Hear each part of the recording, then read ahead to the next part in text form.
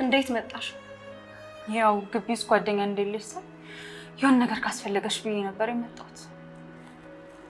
አመሰግናለሁ በጣም። አንቺ በጣም ጥሩ ልጅ ነሽ። ኧረ ምን አደረኩልሽ?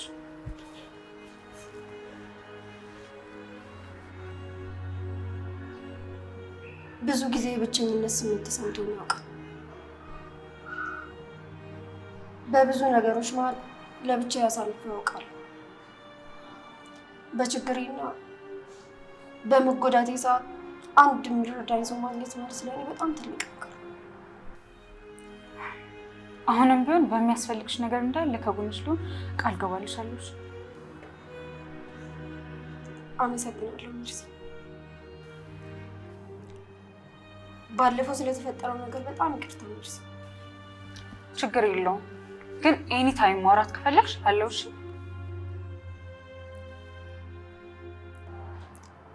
ሳላስበው በጣም የተወሳሰቡ ነገሮች ውስጥ ገብቻለሁ።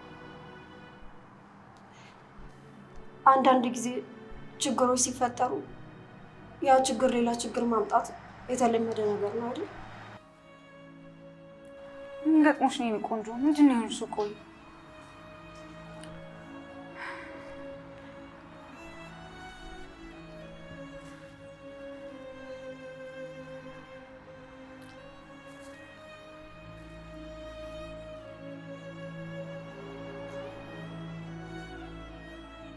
ምን መሰለሽ ሜርሲ፣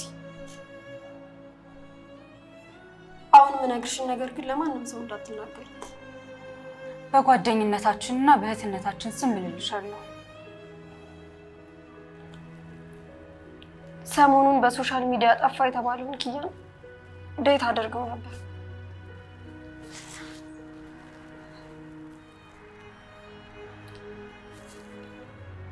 ደግሞ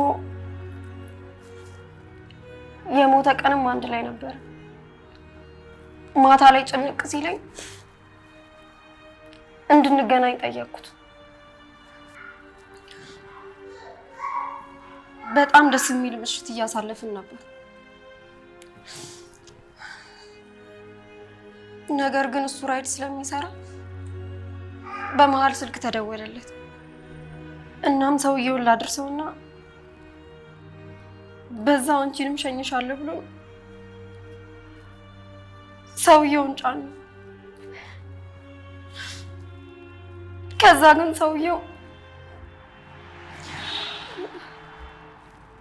ኪያን ተኩሶ ገደለው። እኔ ነኝ ቆንጆ፣ እኔ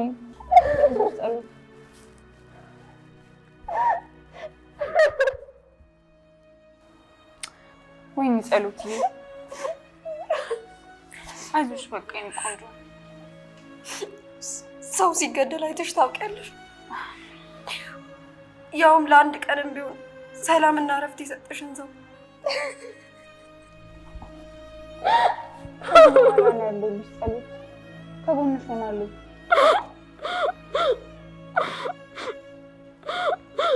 ምን አለብኝ ሜርሲ፣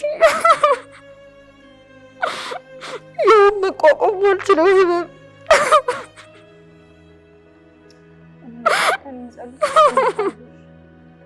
እኔ ሁሌም ከጎንሽ ልሆን ቃል ገባልሻለሁ። አይዞሽ።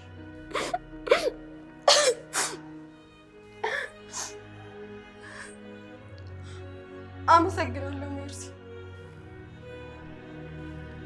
በዛ ላይ ስልካችን አንድ አይነት ስለነበር ደንግጬ እሱን ስልክ ይዤ ሮጥኩ። እቤት ከገባሁ በኋላ ግን እናቱ በተደጋጋሚ ስልኬ ላይ ስትደውል ስለነበር ሲጨንቀኝ ስልኩን አውጥቼ ጣልኩት። ምን ነው?